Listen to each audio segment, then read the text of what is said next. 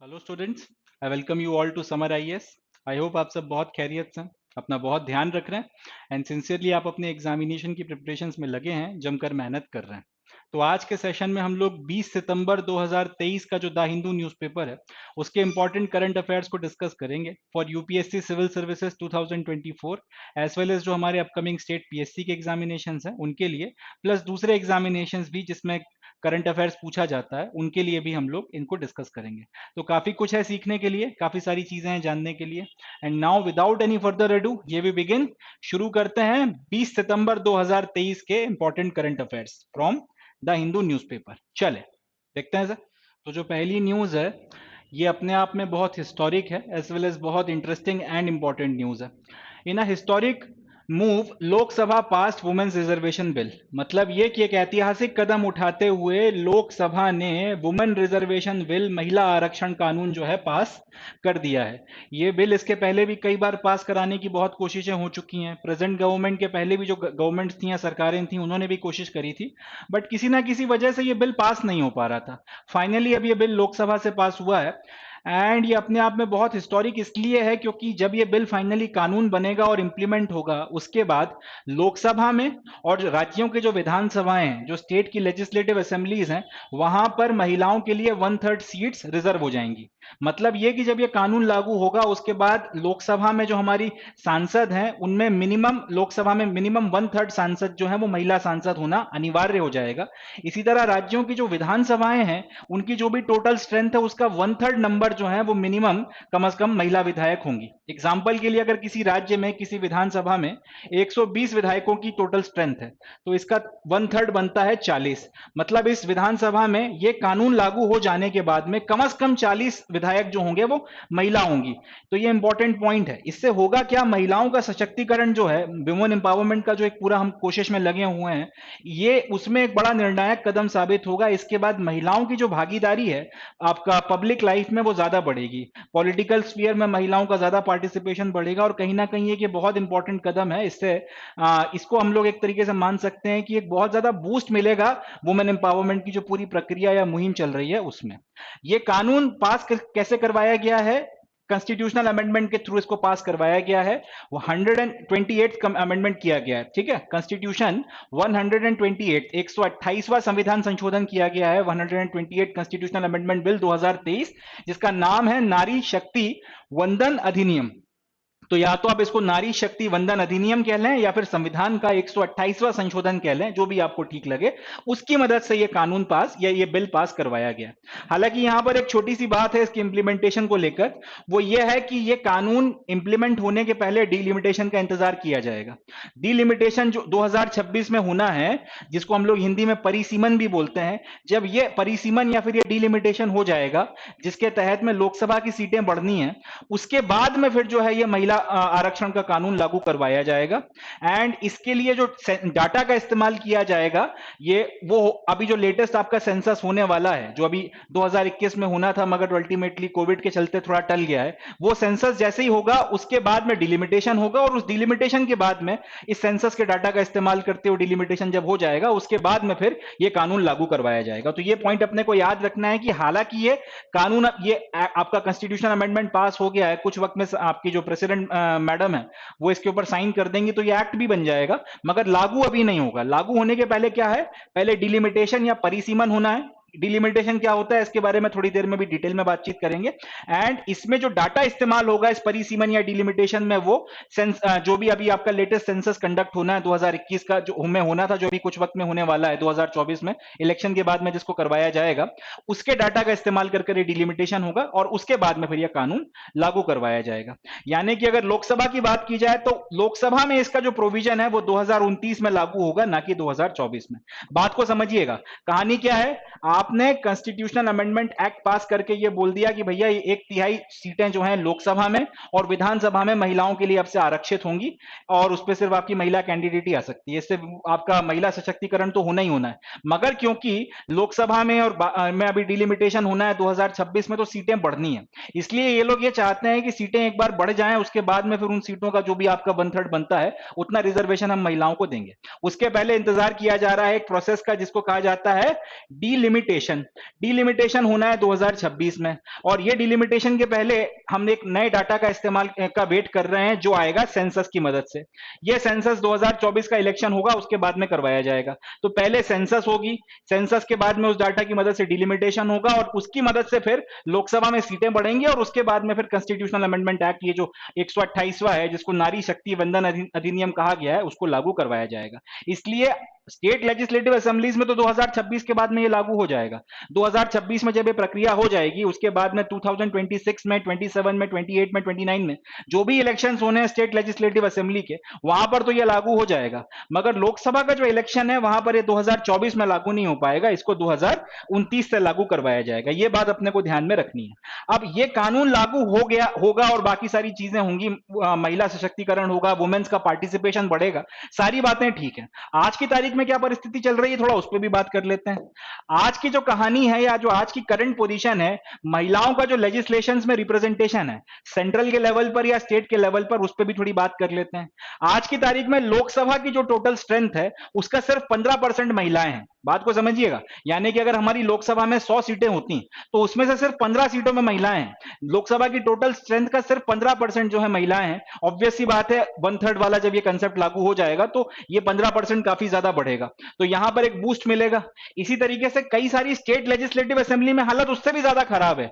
कई state legislative assembly में 10% के आसपास रिजर्वेशन है, यानी कि अगर 10% के आसपास महिलाओं का रिप्रेजेंटेशन है, मतलब अगर इन स्टेट लेजिस्लेटिव असेंबली में 100 विधायक हैं राज्य की विधानसभा में, तो उसमें से गिनकर मुश्किल से 10 विधायक जो हैं वो महिलाएं हैं, और वो भी सारे राज्यों की विधानसभाओं में नहीं है। ओवरऑल अगर आप एवरेज निकालोगे तो ये कहानी निकल कर आ रही है। इससे ये तो क्लियर हो जाता है कि लेजिस्लेशन में, कानून बनाने की जो आपकी बॉडीज हैं उसमें महिलाओं का रिप्रेजेंटेशन डिस्प्रपोर्शनेटली बहुत ज्यादा कम है, और इसको बढ़ाना जरूरी है। तो ये कानून जो लाया जा रहा है इसकी वैलिडिटी हमको मिलती है। ये परिस्थिति, ये कानून लागू हो जाने के बाद में बदलेगी, और बहुत अच्छे से बदलेगी।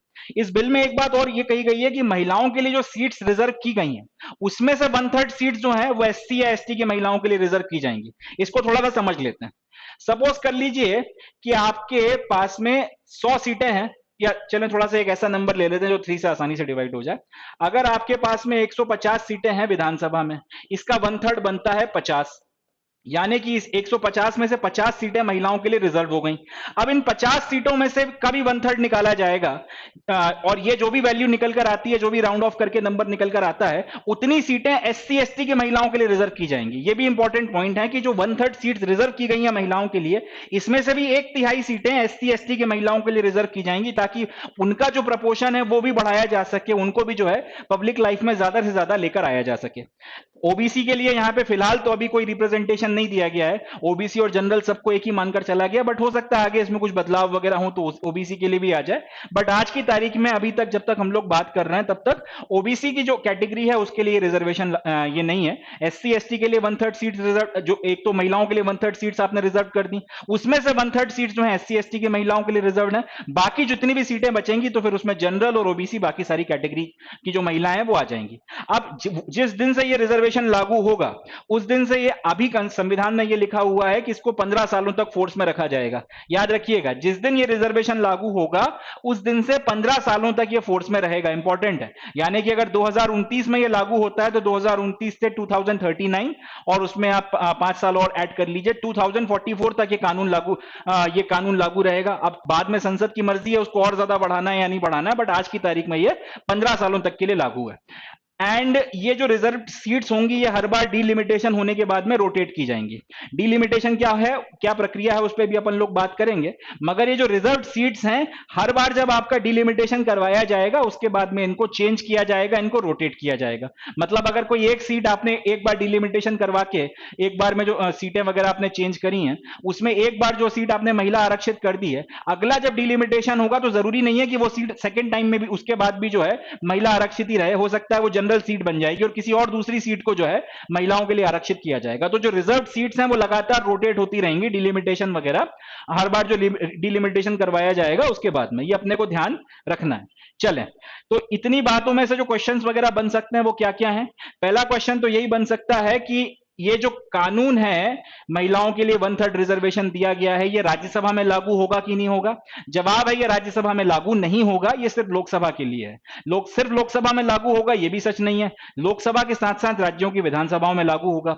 विधान परिषद में लागू होगा कि नहीं? लेजिस्लेटिव काउंसिल या विधान परिषद में लागू नहीं होगा। इंपॉर्टेंट पॉइंट है, समझ लीजिएगा इस बात को, कि इंपॉर्टेंट पॉइंट है, इसको समझ लीजिएगा कि भाई आपकी संसद की अगर बात की जाए तो संसद में दो हाउसेस होते हैं, एक होता है लोकसभा और एक होता है राज्यसभा। इसी तरह अगर हम लोग स्टेट के लेवल पर बात करें तो स्टेट के लेवल पर एक होती है आपकी लेजिस्लेटिव काउंसिल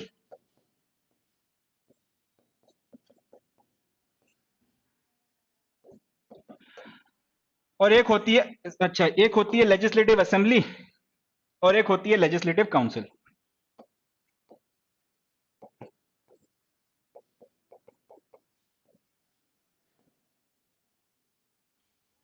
और एक होती है legislative council.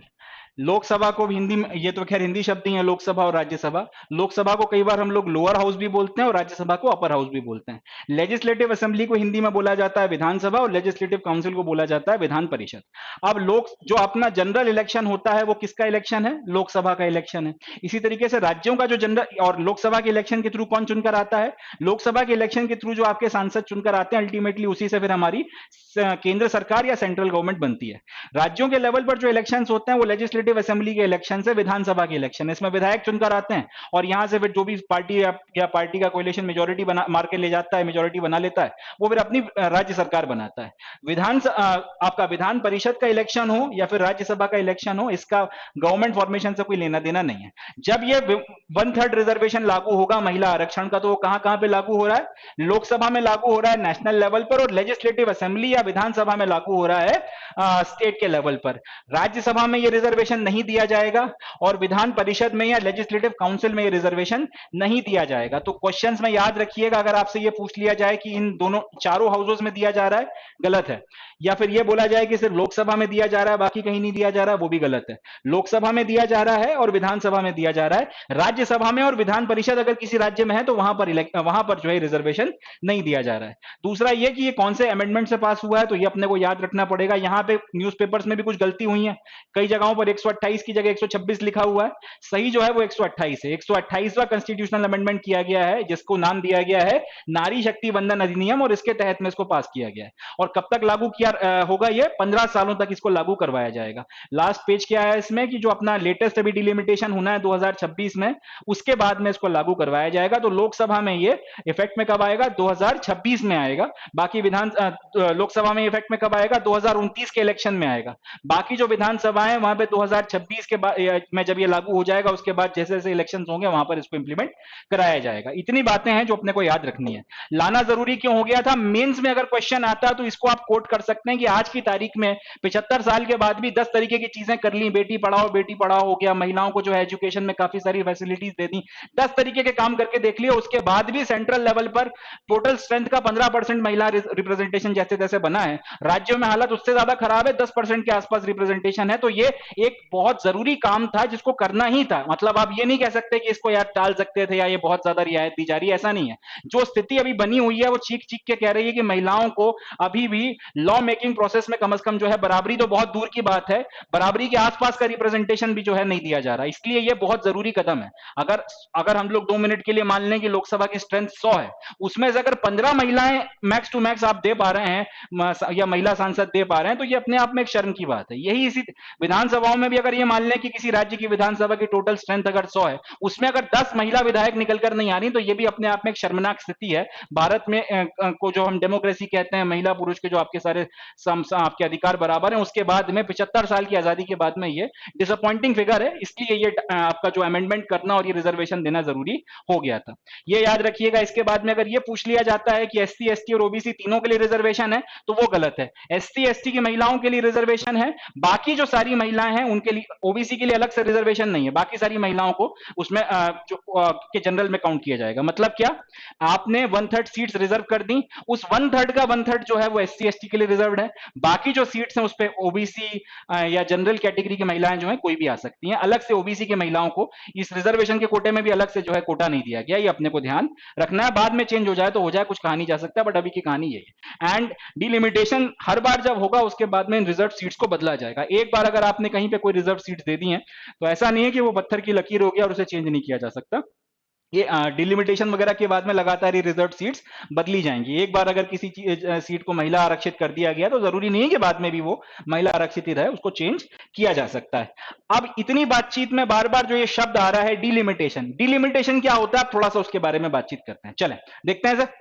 Delimitation means the process of fixing limits or boundaries of territorial constituencies in a country to represent the change in population. तो डिलिमिटेशन का मतलब क्या है? डिलिमिटेशन एक ऐसी प्रोसेस है या फिर एक ऐसी प्रक्रिया है जिसके चलते हम लोग अपनी जो टेरिटोरियल कंस्टिट्यूएंसीज हैं उनकी बाउंड्रीज को बदलते रहते हैं, जो भी वहां पे पॉपुलेशन में चेंजेस हुए हैं उसको इंडिकेट करने के लिए। थोड़ा सा समझिएगा इस बात को। हमारा जैसे मैं इसको फोटोग्राफ की मदद से बताता हूं। ये भारत का मैप है और आज की तारीख में इंडिया में जो लोकसभा की कंस्टिट्यूएंसीज हैं, जो पार्लियामेंट्री कंस्टिट्यूएंसीज हैं, उन सारी कंस्टिट्यूएंसीज को यहाँ पे बना के बताया गया। अब यहाँ पे ध्यान से देखिए, एकदम हम लोग अगर वेस्ट में चलें तो यहाँ पर आपको ये टेरिटोरियल कंस्टिट्यूएंसी देखने को मिल रही है जो बहुत बड़ी है। ये जैसलमेर की टेरिटोरियल कंस्टिट्यूएंसी है, ठीक है। अब ये इतनी बड़ी टेरिटोरियल कंस्टिट्यूएंसी है और इसी की जगह राजस्थान में बाकी जगहों पे देखिए छोटी छोटी टेरिटोरियल कंस्टिट्यूएंसीज आपको देखने को मिलेंगी। ये सारे के सारे लोकसभा के क्षेत्र हैं। यहां से भी एक आदमी अगर जीत कर जाएगा तो वो भी लोकसभा में सांसद बनेगा, और यहां पर ये जो छोटे छोटे आपके जो ये क्षेत्र हैं यहां से भी जो व्यक्ति जीत कर जाएगा वो लोकसभा में सांसद बनेगा। अब सवाल ये उठता है कि ये टेरिटोरियल कंस्टिट्यूएंसीज एक जैसी क्यों नहीं है, इनके शेप या इनके साइज में इतना डिफरेंस क्यों देखने को मिल रहा है। ये आपका जो जैसलमेर की टेरिटोरियल कंस्टिट्यूएंसी है ये इतनी बड़ी है।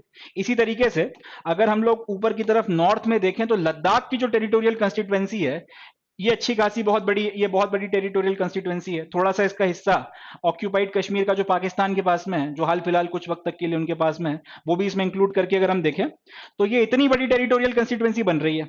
इसी तरीके से यहां पर अगर आप देखेंगे तो एक बहुत बड़ी टेरिटोरियल कंस्टिट्यूएंसी बन रही है, ठीक है। यहां पर देखेंगे अगर यहां पे अगर देखेंगे हम अरुणाचल में तो ये बहुत बड़ी अपने आप में एक टेरिटोरियल कंस्टिट्यूएंसी है, ये बहुत बड़ी टेरिटोरियल कंस्टिट्यूएंसी है। अब इसी को कंपेयर कर लीजिए उत्तर प्रदेश के साथ में। यूपी में देखिए आपको इतना बड़ा बड़ा टेरिटोरियल कंस्टिट्यूएंसी देखने को नहीं मिल रही है, छोटी छोटी बहुत सारी भरी हुई है टेरिटोरियल कंस्टिट्यूएंसीज। अब एक सवाल आपके दिमाग में उठेगा कि यार जैसलमेर जैसी जगह पे और ये यहाँ पर जो है और उसके आसपास के इलाके में इतनी बड़ी टेरिटोरियल कंस्टिट्यूएंसी है और उत्तर प्रदेश में ये छोटी छोटी टेरिटोरियल कंस्टिट्यूएंसी है, यहां से भी जो आदमी जीत कर पहुंचेगा वो भी एक सांसद बनेगा और यहां पे जो छोटी छोटी टेरिटोरियल कंस्टिट्यूएंसी से भी जो आदमी पहुंचेगा वो भी एक सांसद बनेगा। तो आपके मन में एक सवाल उठ सकता है कि आखिर ये टेरिटोरियल कंस्टिट्यूएंसी सेम शेप और साइज की क्यों नहीं। इसकी वजह यह है कि टेरिटोरियल कंस्टिट्यूएंसीज को बनाया जाता है लोगों को ध्यान में रखते हुए। किसी जगह पर कितनी पॉपुलेशन है उसके बेसिस पर टेरिटोरियल कंस्टिट्यूएंसी डिटरमाइन होती है। अब जैसलमेर का ये जो पूरा इलाका है यहाँ पे प्रोमिनेंटली आपको ये रेगिस्तान या डेजर्ट देखने को मिलता है, लोगों की आबादी कंपैरेटिवली कम है, तो बहुत बड़ा इलाका जो है आपको कवर करना पड़ेगा एक टेरिटोरियल कंस्टिट्यूएंसी बनाने के लिए जिसमें हम लोगों को वाजिब रिप्रेजेंटेशन दे सकें। इसी की जगह उत्तर प्रदेश की बात कर ली जाए तो पॉपुलेशन डेंसिटी बहुत ज्यादा है, वहां पर जितनी पॉपुलेशन में आपको जैसलमेर में यहां पर एक टेरिटोरियल कंस्टिट्यूएंसी आपने बनाई है, पता चला उत्तर प्रदेश में नोएडा के आसपास यहां पे इतनी छोटी सी जगह में उतने लोग देखने के लिए मिल गए, तो उतने लोग यहां पे मिल गए उतनी सी जगह में, तो उसकी टेरिटोरियल कंस्टिट्यूएंसी बना दी। कहने का लॉजिक यह है, कहने का मतलब यह है टेरिटोरियल कंस्टिट्यूएंसीज बनाई जाती हैं किसी क्षेत्र में रहने वाले लोगों के बेसिस पे, वहां पे कितनी पॉपुलेशन है उसके बेसिस पे टेरिटोरियल कंस्टिट्यूएंसीज बनाई जाती हैं। अब पॉपुलेशन एक ऐसी चीज है जो हर सेकंड बढ़ रही है, हर दिन नए बच्चे पैदा हो रहे हैं, हर दिन कुछ लोगों की डेथ हो रही है। अकॉर्डिंगली आपका नेट कितनी बर्थ हुए हैं और नेट कितनी डेथ हुई है इसको आप डिफरेंस निकाल के देख लीजिए। अगर पॉजिटिव आ रहा है मतलब पॉपुलेशन बढ़ रही है और अगर नेगेटिव आ रहा है मतलब पॉपुलेशन कम हो रही है। हिंदुस्तान में तो आज की तारीख में हम लोग इस बात को लेके बहुत क्लियर है कि भैया हमारी पॉपुलेशन गजब की रेट पे बढ़ रही है, कम तो कहीं से नहीं हो रही। तो पॉपुलेशन तो लगातार बढ़ रही है, इसमें कमी तो आ नहीं रही है। तो डे टू डे बेसिस पे पॉपुलेशन जो है बढ़ रही है, बढ़ रही है या उसमें चेंजेस आ रहे हैं। तो फिर आपने कैसे डिटरमाइन कर दिया कि यहां पर ये जो टेरिटोरियल कंस्टिट्यूएंसी है इतनी बड़ी रहेगी और इसमें लोग अभी एक हफ्ते बाद बढ़ नहीं जाएंगे या 2 हफ्ते बाद कम नहीं हो जाएंगे? आपने कैसे डिटरमाइन कर दिया? इसका लॉजिक ये है कि जो भी आपकी लेटेस्ट सेंसस हुई है, ठीक है, इंपॉर्टेंट है, जो भी आपकी लेटेस्ट सेंसस हुई है या जो जनगणना हुई है, जिसके डाटा या जिसके फिगर पब्लिश हो गए हैं, उस लेटेस्ट सेंसस के बेसिस पर आप ये देखते हो कि पूरे देश में पॉपुलेशन डेंसिटी की क्या स्थिति है, कहां पर लोग ज्यादा हैं, कहां पर लोग कम हैं, और कहां पे पॉपुलेशन बढ़ गई है, कहां पे कम हो गई है, और उसके बेसिस पर ये जो टेरिटोरियल कंस्टिट्यूएंसीज का मैप है इसको रीड्रॉ किया जाता है। हर संविधान में ये लिखा हुआ है कि हर बार आपका जब जब आपका सेंसस होगा या जनगणना होगी, तो सेंसस या जनगणना कर चुकने के बाद में जो भी आपके नए डाटा निकल कर आते हैं, उस सेंसस के फिगर जो भी निकल कर आते हैं, उसके बेसिस पर देखा जाएगा कहां पॉपुलेशन बढ़ी है, कहां पे पॉपुलेशन कम हुई है। अकॉर्डिंगली उसके बेसिस पर पूरा का पूरा जो ये मैप है जिसमें टेरिटोरियल कंस्टिट्यूएंसीज बनाई गई हैं, इसको रीड्रॉ किया जाएगा एंड उसके बाद फिर नई टेरिटोरियल कंस्टिट्यूएंसीज बनेंगी। अब ये जो पूरी प्रक्रिया होती है जिसमें आप पॉपुलेशन के जो भी फिगर या डाटा निकल कर आए हैं सेंसस के, उसकी लेटेस्ट सेंसस के, उसकी मदद से इंडिया की टेरिटोरियल कंस्टिट्यूएंसीज के इस मैप को रीड्रॉ करते हो, उस प्रक्रिया को बोला जाता है डिलिमिटेशन। इतना डिटेल में इसलिए बताया क्योंकि इसके ऊपर सवाल आने की संभावना बन जाती है या बढ़ जाती है, क्योंकि डिलिमिटेशन को लेकर कुछ और भी कंट्रोवर्सीज चल रही हैं, अभी बात करेंगे उसके बारे में। तो एक संभावना बनती है कि डिलिमिटेशन पर एक क्वेश्चन बन सकता है। तो डिलिमिटेशन क्या आपको समझ में आ गया? डिलिमिटेशन का मतलब है आपकी जो टेरिटोरियल कंस्टिट्यूएंसीज हैं जहां से लोकसभा के इलेक्शंस होते हैं, इसी तरह से डिलिमिटेशन स्टेट लेवल पर भी होता है विधानसभा की टेरिटोरियल कंस्टिट्यूएंसीज के लिए। ये टेरिटोरियल कंस्टिट्यूएंसीज के मैप को रीड्रॉ किया जाता है, बाउंड्रीज को चेंज किया जाता है लेटेस्ट सेंसस जो हुआ है उसके डाटा के बेसिस पर, ये देखते हुए कि किस जगह पे कितनी क्या पॉपुलेशन है। ठीक है, ये कहलाती है सेंसस की एक्सरसाइज। अब तो ये जो डेफिनेशन है ज्यादा बेहतर क्लियर होगी कि it means the process of fixing limits or boundaries of territorial constituencies in a country to represent the change in population।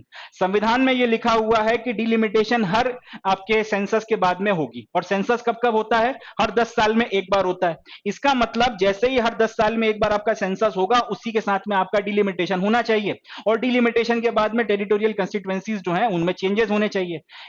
इसके बेसिस पर या तो टेरिटोरियल कंस्टिट्यूएंसीज बढ़ेंगी या फिर टेरिटोरियल कंस्टिट्यूएंसीज कम होंगी, या फिर टेरिटोरियल कंस्टिट्यूएंसीज की जो बाउंड्रीज हैं उनमें कुछ चेंजेस वगैरह आएंगे, कुछ ना कुछ होगा। हर 10 साल में ये चीज होना जरूरी है। मगर कहानी यह है कि भारत की संसद ने कानून बना रखा है, उसकी मदद से डिलिमिटेशन की प्रक्रिया के ऊपर अभी डिलिमिटेशन की प्रक्रिया को फ्रीज कर रखा है।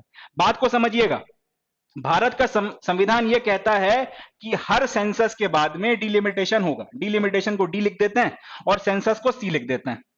ठीक है, तो इनका कहना यह है कि जैसे ही कोई सेंसस होता है जिसके डाटा पब्लिश हो जाते हैं, वैसे ही आपको डिलिमिटेशन कराना है। क्योंकि सेंसस हर 10 साल में होता है, इसका मतलब हर 10 साल में डिलिमिटेशन होगा। कायदे से होना यही चाहिए, संविधान में यही लिखा हुआ है। मगर कहानी क्या है? कहानी यह है कि भारत की पार्लियामेंट ने कानून पास कर रखा है जिसके चलते 2026 तक जो डिलिमिटेशन की प्रक्रिया है इसको फ्रीज किया हुआ है। यानी कि 2026 तक कोई डिलिमिटेशन नहीं करवाया जाएगा, किसी भी तरीके का कोई डिलिमिटेशन नहीं होगा। ये भारत की संसद ने कानून पास करके रखा हुआ है। इस कानून को पास करने की वजह यह थी कि ये पॉपुलेशन कंट्रोल करने के कुछ मेजर्स को प्रमोट कर रहे थे ताकि जनसंख्या को रोका जाए, और जनसंख्या जब थोड़ी सी स्टेबलाइज हो जाएगी, पॉपुलेशन ग्रोथ थोड़ा सा स्टेबलाइज हो जाएगा, उसके बाद में फिर हम लोग डिलिमिटेशन करवाएंगे। अब भारत के लोगों ने इतना इस बात को सीरियसली लिया नहीं, और पॉपुलेशन उस तरीके से स्टेबलाइज नहीं हो पाई जिस तरीके से ये लोग चाहते थे। मगर 2026 तक का जो ये बैन कह लीजिए, 2026 तक को का जो ये प्रोसेस आपने फ्रीज कर रखा है, ये आपका प्रोसेस में है या फिर ये फोर्स में है, और 2026 में अब डिलिमिटेशन करवाया जाना है। उसके बेसिस पर जो है उसके बेसिस पर आपकी टेरिटोरियल कंस्टिट्यूएंसीज वगैरह जो है चेंज होंगी। अब यहां पर भारत की पॉपुलेशन जो आज की तारीख में हमारे पास जो सीट्स वगैरह हैं, जो आज की तारीख में हमारा पूरा जो टेरिटोरियल कंस्टिट्यूएंसीज का मैप है, ये 1976 की सेंसस के बेसिस पे बनाया हुआ है। ऑब्वियस सी बात है, 1976 और 2023 में 2024 में जो नया डिलिमिटेशन होगा उसमें जो पॉपुलेशन के डाटा निकल कर आएंगे उसमें जमीन आसमान का अंतर है। अब अब जब पॉपुलेशन अच्छी खासी बढ़ गई है 1976 के रिस्पेक्ट में अभी तक, तो इसके बेसिस पर होगा यह कि डिलिमिटेशन करने के बाद में सीट्स जो है उनकी जो संख्या है, उनका जो नंबर है वो बढ़ना है। तो डिलिमिटेशन जिस दिन भी होगा उसके बाद में सीट्स की जो संख्या है वो डिस्प्रोपोर्शनेटली अच्छी खासी बढ़ने वाली है। अभी की तारीख में अनुमान ये लगाया जा रहा है कि 545 सीटें जो लोकसभा में हैं, ये कुछ नहीं तो बढ़ के 700 के करीब तक जाएंगी। तो इससे एक बात क्लियर हो रही है कि डिलिमिटेशन के बाद में जो आपकी नंबर्स हैं, जो भी टेरिटोरियल कंस्टिट्यूएंसीज का नंबर है, इसमें अच्छा खासा जंप या फिर एक अच्छा खासा उछाल आने वाला है। इसलिए अभी रिजर्वेशन लागू करने के पहले इन्होंने ये प्रावधान डाला है कि पहले एक बार डिलिमिटेशन हो जाने दो, ताकि 700 800 जितनी भी सीटें बनती हैं उसका फिर 1/3 जो भी बनेगा, अच्छा खासा बड़ा नंबर, बड़ा चंक, उसमें फिर हम लोग महिलाओं को रिजर्वेशन देंगे। इसका फायदा ये होगा कि आपके वुमेन लीडर्स को जो है, आप क्योंकि पार्टियों को समझ में आ गया है डिलिमिटेशन होने के बाद में महिला रिजर्वेशन या महिला आरक्षण लागू होना है 2029 के इलेक्शन में लोकसभा के लिए, और 2026 में जैसे ये प्रोसेस हो जाती है उसके बाद में राज्यों की विधानसभाओं के लिए, और नंबर संख्या जो है वो अच्छी खासी बढ़नी है। तो महिला कैंडिडेट्स जो हैं, जो महिला नेता हैं, उनके ऊपर अब काम करने पर जोर दिया जाएगा। महिला नेता जो है, पार्टियां, पॉलिटिकल पार्टीज अब उनको थोड़ा सा प्रोत्साहित करेंगी। तो ये जो 5-7 साल का आपको टाइम मिल जाएगा, इसमें महिला कैंडिडेट्स, कैपेबल किस्म की महिला कैंडिडेट्स आगे आएंगी, और अगर फिर वो जुड़ती हैं अगर आगे आके पूरा का पूरा आपकी लॉ मेकिंग प्रोसेस के साथ में, तो ये देश के लिए बहुत बढ़िया होगा। लॉ मेकिंग की जो पूरी प्रक्रिया है, लेजिस्लेशन की जो पूरी प्रोसेस है, उसके लिए बहुत बढ़िया होगा। तो कहीं ना कहीं ये चीज भी है। अच्छा, डिलिमिटेशन के बारे में और आपका सेंसस के बारे में एक दो बातें। डिलिमिटेशन हो गया, सेंसस के बारे में एक बात और, कि सेंसस करवाया जाता है रजिस्ट्रार जनरल ऑफ इंडिया के द्वारा, ठीक है। डिलिमिटेशन की प्रक्रिया होती है सेंसस के होने के बाद में, और सेंसस करवाया जाता है रजिस्ट्रार जनरल ऑफ इंडिया के द्वारा। सेंसस के पहले बकायदा ये एक नोटिफिकेशन जारी करते हैं कि अब सेंसस या फिर जनगणना की जो प्रक्रिया है वो शुरू हो रही है, या इस तारीख से शुरू हो जाएगी।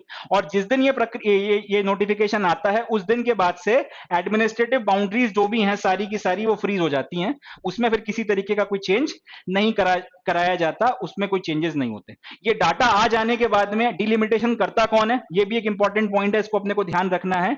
ये डाटा आ जाने के बाद में डिलिमिटेशन करने के लिए एक डिलिमिटेशन कमीशन बनाया जाता है, ठीक है। ये डाटा आ जाने के बाद में डिलिमिटेशन करने के लिए एक डिलिमिटेशन कमीशन बनाया जाता है। सेंसस हो गया, सेंसस का डाटा आ गया। इसके बाद में संसद एक डिलिमिटेशन कमीशन बनाती है, और ये डिलिमिटेशन कमीशन फिर इस डाटा की मदद से स्टडी कर फिर आपका जो है नंबर ऑफ सीट्स वगैरह डिटरमाइन करती है। सीट्स बढ़ानी है, घटानी है, एज इट इज उनको उसी नंबर पे रखना है, ये सारी चीजें डिटरमाइन करती हैं। दूसरा ये कि आपकी जो बाउंड्रीज होने वाली हैं, जैसे भी अपन ने मैप में देखा था कि भाई जैसलमेर की जो विधानसभा या जो जैसलमेर की कंस्टिट्यूएंसी है, जैसलमेर के आसपास के इलाके की कंस्टिट्यूएंसी, उसकी बाउंड्री इतनी बड़ी है। लेह लद्दाख की जो ये कंस्टिट्यूएंसी है इतनी बड़ी है। यूपी में छोटी छोटी छोटी छोटी आपको देखने को मिल रही है। किसी ने तो डिसाइड किया होगा ना कि इसकी बाउंड्री इतनी रखनी है, इसकी इतनी रखनी है, इसकी रखनी है। तो ये जो सारा का सारा फैसला है, ये डिलिमिटेशन कमीशन लेती है कि बाउंड्री किसकी कहां तक रखनी है वगैरह वगैरह। एक बार जब ये अपना रिपोर्ट बनाकर संसद में पेश कर देती है, अकॉर्डिंगली इसके अनुसार जो है ये लागू करवाया जाता है। डिलिमिटेशन कमीशन का जो भी आपका रिकमेंडेशन है या जो भी इनका फैसला है, इसको किसी कोर्ट में चैलेंज नहीं किया जा सकता। इंपॉर्टेंट है, याद रखिएगा। आपने मतलब लेट से इन्होंने एक आपका डिलिमिटेशन कमीशन ने रिकमेंडेशन कर दिया कि भाई 700 सीटें करो बढ़ा के, कोई पता चला कि कोर्ट पहुंच गया, उन्होंने बोला नहीं 700 क्यों करवाना है, ऐसे थोड़ी ना होता है ये और वो, तो ये नहीं हो सकता। डिलिमिटेशन कमीशन की जो रिपोर्ट या रिकमेंडेशन है उसको कोर्ट में ले जाकर चैलेंज नहीं किया जा सकता, उसे एज इट इज लागू करवाना पड़ता है। ये अपने को ध्यान रखना है, एक इंपॉर्टेंट पॉइंट है। तो ये हो गई डिलिमिटेशन की पूरी प्रक्रिया। अब इसमें से जो क्वेश्चंस बनेंगे वो अपने को ध्यान रखना है कि डिलिमिटेशन क्या होता है, डिलिमिटेशन कौन करवाता है, डिलिमिटेशन कमीशन की रिकमेंडेशंस को चैलेंज किया जा सकता है या नहीं किया जा सकता, क्या ये आपका जो संसद है ये डिलिमिटेशन कमीशन की रिकमेंडेशंस को मानने से मना कर सकती है या नहीं कर सकती, तो याद रखिएगा नहीं कर सकती है। इसके अलावा ये कि सेंसस कौन करवाता है, सेंसस कितने साल में होती है, और कायदे से भी डिलिमिटेशन संविधान के अनुसार कितने साल में होना चाहिए। लास्ट क्वेश्चन ये भी आ सकता है कि डिलिमिटेशन को 2026 तक फ्रीज करके क्यों रखा गया था, ये भी आपको एक्सप्लेन करने के लिए पूछा जा सकता है। इतने कुछ क्वेश्चंस हैं जो डिलिमिटेशन के ऊपर बनते हैं, जिनके बारे में अपने को नॉलेज होना चाहिए, जिनके बारे में अपने को ध्यान रखना चाहिए। अभी का ये भारत का मैप है टेरिटोरियल कंस्टिट्यूएंसीज के बेसिस पे। जनरल की सीटें 423 हैं, इसमें एससी की सीटें 79 59 और एसटी की सीटें 41 है। ऑब्वियस सी बात है, जब भी नया डिलिमिटेशन होगा 2026 में, ये नंबर बहुत बढ़ना है और उसमें बहुत चेंजेस हमें अभी आगे आने वाले वक्त में देखने के लिए मिलेंगे। तो इतनी जो कुछ बातें हैं महिला आरक्षण से रिलेटेड और ये डिलिमिटेशन से रिलेटेड वो हमने डिस्कस कर ली हैं। बहुत इंपॉर्टेंट है, यहां से कुछ ना कुछ जरूर आएगा, तो इसको अपने को अच्छे से प्रिपेयर करना है। चले, ये टॉपिक खत्म होता है, बढ़ते हैं नेक्स्ट टॉपिक की तरफ, नेक्स्ट न्यूज की तरफ, देखते हैं ऐसे। चलें नेक्स्ट न्यूज की तरफ बढ़ते हैं। जो दूसरी खबर है वो ये है कि union government is set to institute the Rashtriya Vigyan पुरस्कार। मतलब यह कि भारत सरकार ने यह फैसला किया है या फिर यह निर्णय लिया है कि वो एक नए तरीके के अवार्ड्स की शुरुआत करने वाले हैं जिसका नाम रहेगा राष्ट्रीय विज्ञान पुरस्कार। अब जैसे आपको नाम से ही समझ में आ रहा है कि ये जो पुरस्कार दिए जाएंगे ये साइंस एंड टेक्नोलॉजी के रिस्पेक्ट में दिए जाएंगे। अभी तक ये होता था कि साइंस एंड टेक्नोलॉजी के रिस्पेक्ट में अलग अलग डिपार्टमेंट्स के अपने अलग अलग तरीके के पुरस्कार वगैरह थे। कुछ सेंट्रल लेवल पे अलग अलग तरीके की मिनिस्ट्रीज अपनी काफी सारे अलग अलग अवार्ड देती थी। अब वो सब कुछ बंद करवाकर इन लोगों का कहना यह है कि हम लोग का राष्ट्रीय विज्ञान पुरस्कार के नाम से एक यूनिफाइड कैटेगरी बना रहे हैं और इसके तहत साइंस एंड टेक्नोलॉजी में इनोवेशन, रिसर्च और जो भी नया डिस्कवरीज वगैरह होंगी उन सब के लिए प्रोत्साहन देने के लिए अब हम लोग ये पुरस्कार वगैरह दिया करेंगे। It will consist of 56 prizes to facilitate scientist, technologist and innovators. मतलब अगर आप कोई वैज्ञानिक हैं, आपने कोई रिसर्च करी या कोई नई तरीके की टेक्नोलॉजी वगैरह खोजी है या कोई नया इनोवेशन वगैरह किया है, इन सारी कैटेगरीज को फेलिसिटेट करने के लिए, इनका सम्मान करने के लिए 56 कैटेगरीज जो है रखी गई हैं प्राइजेस की। 56 तरीके के जो प्राइजेस हैं या 56 प्राइजेस दिए जाएंगे। ठीक है, याद रखिएगा इस बात को। नई कैटेगरी है, राष्ट्रीय विज्ञान पुरस्कार नाम दिया गया है। ऑब्वियस सी बात है, साइंस एंड टेक्नोलॉजी के रिस्पेक्ट में या साइंटिस्ट को देना है, टेक्नोलॉजिस्ट को देना है, इनोवेटर्स को देना है। एंड जिस तरीके से अपने देश में पद्म अवार्ड दिए जाते हैं, पद्म अवार्ड्स में कैश नहीं दिया जाता। पद्म अवार्ड्स में आपको एक मेडालियन मिलता है, साथ में आपको एक लेटर ऑफ एप्रिसिएशन मिलता है। उसी तरीके से पद्म अवार्ड्स की कैटेगरी, पद्म अवार्ड्स की लाइन पे चलते हुए राष्ट्रीय विज्ञान पुरस्कार, इनमें भी कोई कैश नहीं दिया जाएगा, कोई कैश कंपोनेंट नहीं होगा। इसमें भी आपको एक सर्टिफिकेट मिलेगा जिसमें आपने जो भी काम किया उसके लिए आपको शाबाशी वगैरह दी जाएगी, आपको कॉन्ग्रेचुलेशन कहा जाएगा। साथ में एक मेडालियन या फिर एक मेडल दिया जाएगा जिसपे राष्ट्रीय विज्ञान पुरस्कार वगैरह का कुछ लोगो या कोई चिन्ह या फिर कोई साइन वगैरह बना होगा। तो इसको याद रखना है। राष्ट्रीय विज्ञान पुरस्कार किसकी लाइंस पर बनाए गए हैं? जैसे पद्म अवार्ड्स हैं उसकी लाइन पर। पद्म अवार्ड्स में कैश प्राइज दिया जाता है? नहीं दिया जाता। उसी तरीके से राष्ट्रीय विज्ञान पुरस्कार जब शुरू होंगे इसमें कैश प्राइज दिया जाएगा? नहीं दिया जाएगा। पद्म अवार्ड्स में क्या मिलता है? एक सर्टिफिकेट मिलता है और एक मेडालियन मिलता है। उसी तरीके से राष्ट्रीय विज्ञान पुरस्कार में भी आपको एक सर्टिफिकेट मिलेगा और एक मेडालियन मिलेगा। याद रखिएगा, हाईलाइट करके लिखा है, कैश कंपोनेंट इसमें नहीं है। राष्ट्रीय विज्ञान पुरस्कार में भी अब जो 56 अवार्ड्स आपको देने हैं, इसको 2-3 कैटेगरीज में डिवाइड किया गया। सबसे पहले तो आप 3 विज्ञान रत्न दोगे। जैसे पद्मश्री होता है, पद्म भूषण होता है, पद्म विभूषण होता है, उसी तरीके से 3 आपने विज्ञान रत्न देने हैं। 25 आपने विज्ञान श्री देने हैं। 25 विज्ञान युवा शांति स्वरूप भटनागर देने हैं और 3 देने हैं विज्ञान टीम अवार्ड्स। ठीक है, याद रखिएगा। 3-4 कैटेगरीज बनाई गई हैं। 3 विज्ञान रत्न मिलेंगे, जैसे भारत रत्न दिया जाता है उसी तरीके से 3 आपके विज्ञान रत्न हो गए। 3 आपके विज्ञान 25 आपके विज्ञान श्री हो गए, जैसे पद्मश्री होता है उस तरीके से आपके 25 विज्ञान श्री हो गए। 25 हो गए विज्ञान युवा शांति स्वरूप भटनागर। अब ये अलग कैटेगरी है, शांति स्वरूप भटनागर साहब कौन थे इस पे भी बात करते हैं, मगर 25 विज्ञान युवा शांति स्वरूप भटनागर दिए जाएंगे और 3 विज्ञान टीम अवार्ड दिए जाएंगे। आगे बढ़ते हैं। इतनी कैटेगरीज में जो है ये 56 अवार्ड दिए जाएंगे। एंड ये जो सारे के सारे प्राइजेस हैं ये मल्टी डिसिप्लिनरी होने वाले। मतलब साइंस की किसी भी फील्ड में अगर आपने कुछ काम किया है, कुछ रिसर्च है आपका यूनिक, कोई नई आपने पाथ ब्रेकिंग डिस्कवरी करी है, कुछ इनोवेशन किया है, कोई नई टेक्नोलॉजी अगर आपने किसी एग्जिस्टिंग जो भी आपके पास में थ्योरी है उसकी मदद से अगर आपने निकाली है, जो भी कुछ किया है, मगर अगर आपने कुछ मल्टी डिसिप्लिनरी काम किया है तो उसके लिए जो है अवार्ड दिए जाएंगे। कौन कौन सी, और ये अवार्ड साल में एक बार मिलेंगे, एनुअल अवार्ड्स होंगे। जैसे आपका पद्मश्री, पद्म विभूषण, ये सारी चीजें भी साल में एक बार दी जाती हैं, एनुअल होती हैं। उसी तरीके से ये अवार्ड्स भी आपको साल में एक बार देखने के लिए मिलेंगे। फिजिक्स की कैटेगरी में दिए जाएंगे, केमिस्ट्री में, biological science, maths, computer science, earth science, medicine, engineering science. इसके अलावा agriculture science, environmental science, technology and innovation, space science and technology. ये सारी लगभग 12 कैटेगरीज हैं, इसमें ये अवार्ड दिए जा रहे हैं। मतलब साइंस एंड टेक्नोलॉजी की जितनी फील्ड होती हैं, फिजिक्स, केमिस्ट्री तो ये मैथ्स तो खैर आपका सबसे फंडामेंटल हो गई। अब बायोलॉजिकल साइंस में बायो में अगर आपने कोई नई डिस्कवरी करी है, कंप्यूटर साइंस हो गया, अर्थ साइंस, मेडिसिन, तो कुल मिला के पॉइंट ये है जितनी आपकी फील्ड्स हो सकती है जिसमें रिसर्च हो सकता है, जिसमें इनोवेशन हो सकता है, जिसमें नई टेक्नोलॉजी वगैरह की को खोजा जा सकता है, हर तरीके की कैटेगरी को 12 कैटेगरीज में ले लिया गया। इसके अलावा एक एडिशनल कैटेगरी भी डाली गई है, 13 कैटेगरी, जिसको अदर्स का नाम दिया गया है कि इसके अलावा भी अगर आने वाले फोर्सिएबल फ्यूचर में कोई नई ब्रांच अगर डिस्कवर होती है, कोई नई तरीके की अगर टेक्नोलॉजी आती है, नई तरीके का इनोवेशन या नई तरीके की रिसर्च आती है जो इनमें से किसी भी कैटेगरी को मैच नहीं करता, तो फिर उसके लिए भी जो है आपको अवार्ड वगैरह दिए जाएंगे, और उसके लिए फिर एक अलग से कैटेगरी बना दी गई है जिसको नाम दे दिया गया है अदर्स। ध्यान रखना है इस बात का, ठीक है। The new awards will be open to persons of Indian origin. मतलब ये कि सिर्फ भारतीय लोगों को ही ये अवार्ड दिए जा रहे हैं ऐसा भी नहीं है। भारतीय मूल का अगर कोई व्यक्ति है जो बाहर किसी दूसरे देश में रहता है और अगर उसने भी इस तरीके के कुछ काम किए हैं, कुछ पाथ ब्रेकिंग डिस्कवरी या कुछ इनोवेशन या कुछ रिसर्च किया है, तो उसको भी जो है सम्मानित करने के लिए, उसके कम्मेमोरेशन के लिए भी जो है हम लोग ये अवार्ड देंगे। उसको भी जो है हम लोग इन सारे अवार्ड्स वगैरह की मदद से सम्मान करेंगे।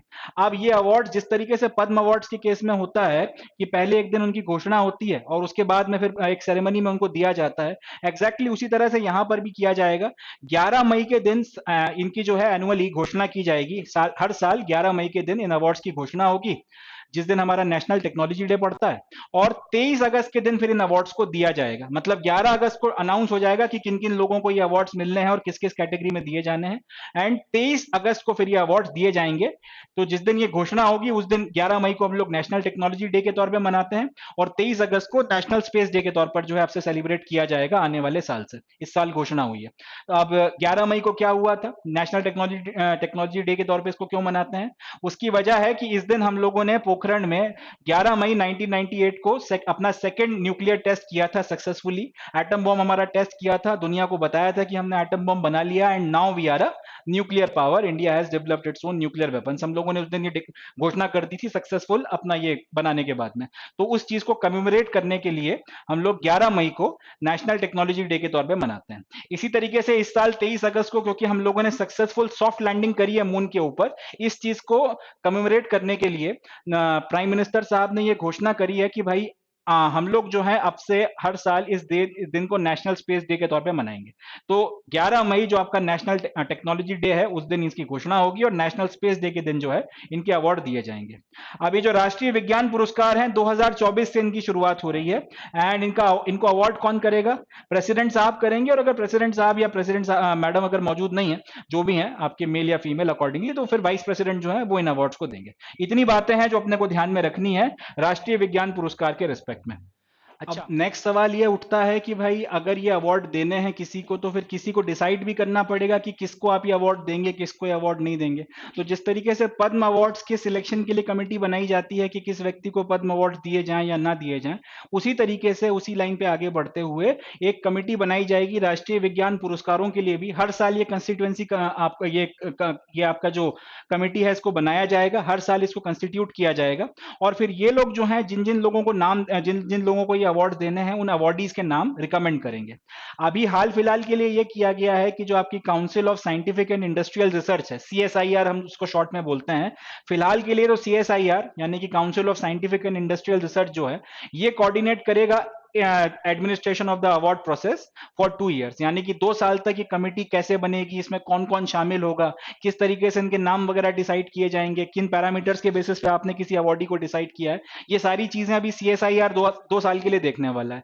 2 साल के बाद में अभी फिलहाल ये एक नई बॉडी बनाई जा रही है जिसका नाम है नेशनल रिसर्च फाउंडेशन। इन 2 सालों में ये नेशनल रिसर्च फाउंडेशन बनकर तैयार हो जाएगा। उसके बाद में फिर ये जो आपके राष्ट्रीय विज्ञान पुरस्कार या फिर RVP अवार्ड्स हैं, इनको लेकर जो भी सारी प्रोसेस वगैरह है फिर ये लोग देखा करेंगे। ये लोग उसमें ये लोग उसको पूरा नेशनल रिसर्च फाउंडेशन वाले जो है इस पूरी की पूरी प्रक्रिया को देखेंगे। तो इस तरीके से जो है ये सारा का सारा काम होगा। अब ये जो राष्ट्रीय विज्ञान पुरस्कार अपन ने पढ़ लिए हैं, इसको एक बार फिर से देख लेते हैं, इसमें से कौन कौन से क्वेश्चंस आ सकते हैं। एक दो चीजें आपको इसमें और बतानी है, वो भी डिस्कस कर लेते हैं, फिर इसको खत्म करेंगे।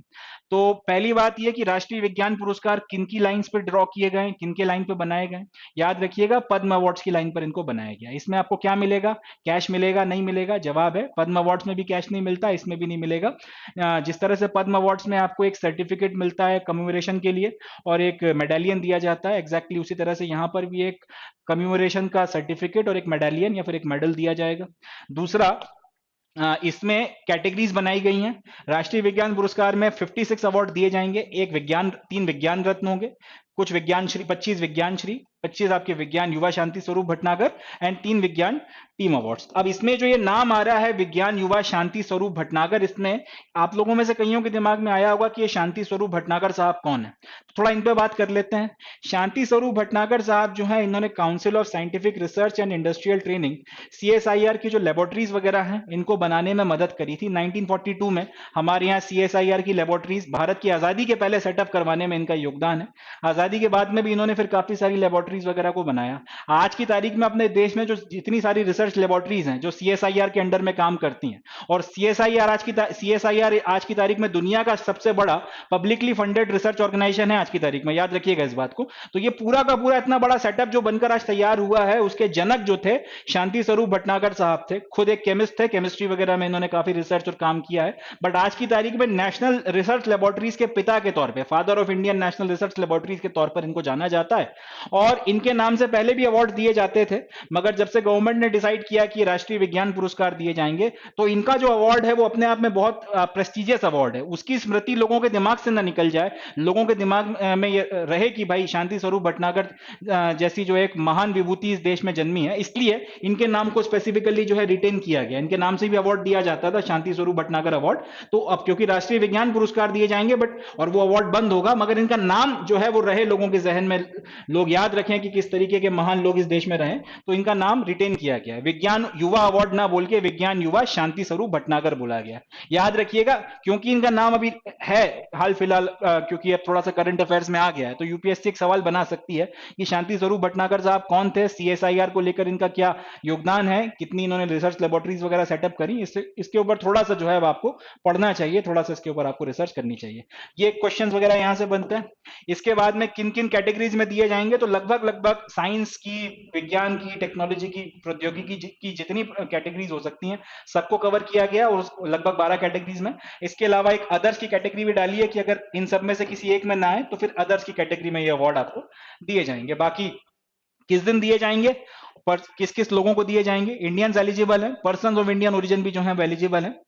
इसके अलावा एनआरआईज वगैरह जो है उनको लेकर भी कुछ बातचीत चल रही है, बट अभी फिलहाल इंडियंस प्लस पीआईओ जो है वो लोग इसके लिए एलिजिबल हैं। एनुअली साल में एक बार ये अवार्ड दिए जाएंगे। एक दिन जैसे पद्म अवार्ड में होता है, घोषणा होगी 11 मई को, और 23 अगस्त को दिए जाएंगे। 11 मई को नेशनल टेक्नोलॉजी डे है, उस दिन घोषणा होगी, और 23 मई को जो आपका 23 अगस्त को जो नेशनल स्पेस डे है, उस दिन जो है ये अवार्ड्स आपके प्रेजेंट किए जाएंगे। प्रेसिडेंट या वाइस प्रेसिडेंट के द्वारा ये अवार्ड्स को दिया जाएगा। एक कमेटी बनाई जाएगी जो इनके नाम रिकमेंड करेगी, एंड ये नाम वगैरह जो है फिलहाल अभी ये पूरा का पूरा एडमिनिस्ट्रेशन काम CSIR को करना है।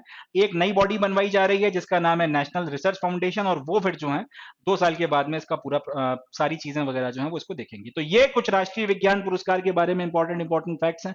इस पे सवाल आया तो प्रीलिम्स में ही आएगा, मेंस में इसकी संभावना कम है। तो ये अपने को याद रखना है, ये अपने को ध्यान में रखना है। इसमें से प्रीलिम्स में क्वेश्चन अच्छे खासे बन सकते हैं, बढ़िया क्वेश्चन यहाँ से बनकर तैयार हो सकते हैं। चलें आगे बढ़ते हैं।